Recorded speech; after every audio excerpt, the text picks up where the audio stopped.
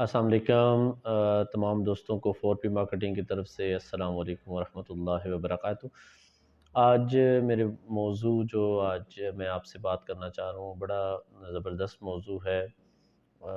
वो रिलेटेड है कि जो हमारे रियल एस्टेट इंडस्ट्री है उसके अंदर कुछ दोस्त हमारे होते हैं जो इन्वेस्टर्स कहलाते हैं, या जिन्हें हम कह सकते हैं ऑथराइज्ड डीलर, या जिन्हें हम बड़ा डीलर कह सकते हैं आम ज़ुबान के अंदर। कुछ जो डीलर्स हैं वो मिडल लेवल के डीलर्स होते हैं, रियल एस्टेट एजेंट्स, जिनका मिडल लेवल का किरदार होता है सोसाइटी के अंदर या रियल एस्टेट इंडस्ट्री के अंदर। और कुछ दोस्त ऐसे हैं जो निचले या छोटे डीलर जिनको आप कह सकते हैं, जो कि जिनके स्मॉल ऑफिसेज़ हैं या वो चलते फिरते काम कर रहे होते हैं। इन तमाम की कोऑर्डिनेशन से ये इंडस्ट्री चल रही होती है।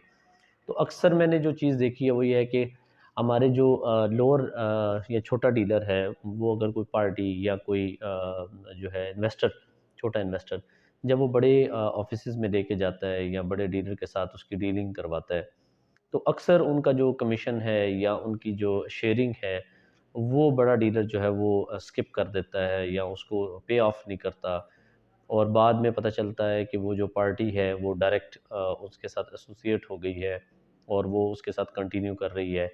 तो ये थोड़ा-सा इन चीज़ों को समझिए कि जब आपके पास अल्लाह ताला ने माशाल्लाह आपको एक अच्छे लेवल की इन्वेस्टमेंट दी है और आप माशाल्लाह अच्छा बिज़नेस कर रहे हैं, तो अब 20,000, 30,000 या लाख, 2 लाख, 3 लाख, 4 लाख के लिए अपने जो छोटे डीलर्स हैं उनको आप उनका जो है हक मारते हैं, तो ये दोनों तरफ से जो है वो नुकसानदेह है। एक तो दुनियावी लिहाज से और एक दीनी लिहाज से, दोनों लिहाज से आपको नुकसानदेह। जब भी आप काम करते हैं तो एक टीम बनती है, और टीम जो है वो छोटे डीलर जो ग्राउंड लेवल पे काम कर रहा है, एंड यूज़र पे काम कर रहा है या छोटे इन्वेस्टर पे काम कर रहा है, उसको अपने साथ लेके चलें।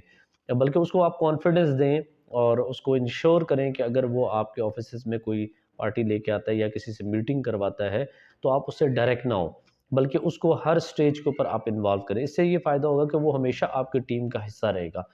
लेकिन अगर जो रिवर्स प्रोसेस है जो आप कर रहे हैं ऑलरेडी, कि आप पार्टी के साथ डायरेक्ट हो जाते हैं और उनके साथ जो है वो डायरेक्ट डील्स करते हैं, तो उससे आपको नुकसान ये होता है कि तो जब आप एक टीम बना के चलते हैं तो उससे आपको एक तो आपकी स्ट्रेंथ में इज़ाफ़ा होता है, और अगर आप ऐसा नहीं करते तो आहिस्ता-आहिस्ता जो छोटा डीलर है, वो आपसे दूर होता जाएगा। इस तरीके से आपकी मार्केट आहिस्ता-आहिस्ता डाउन होना शुरू हो जाएगी और सबसे ज़्यादा नुकसान आपके बिज़नेस को होगा।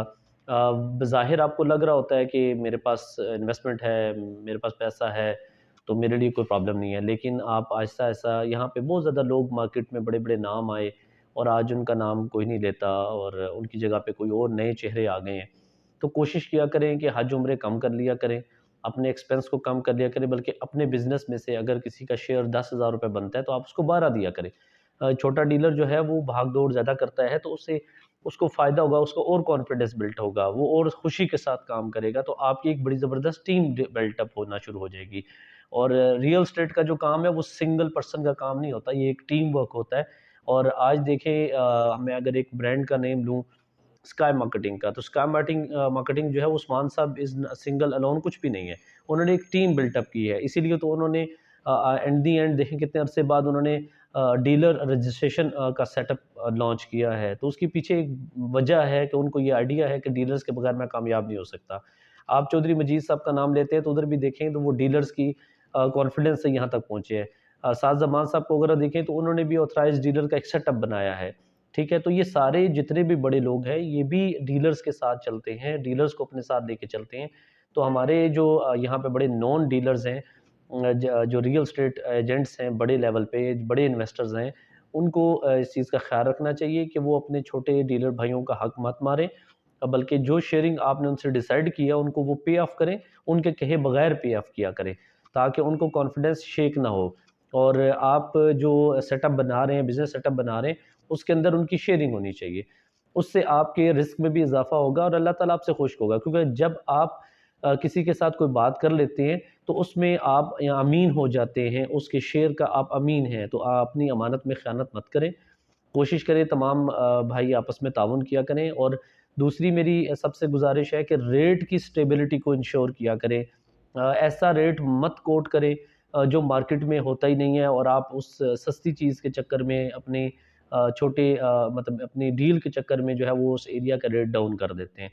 तो न्यू सिटी की मार्केट बहुत अच्छी है, यहाँ पे डीलर भाइयों का आपस में बड़ा इत्तेफ़ाक है, बड़ा प्यार है।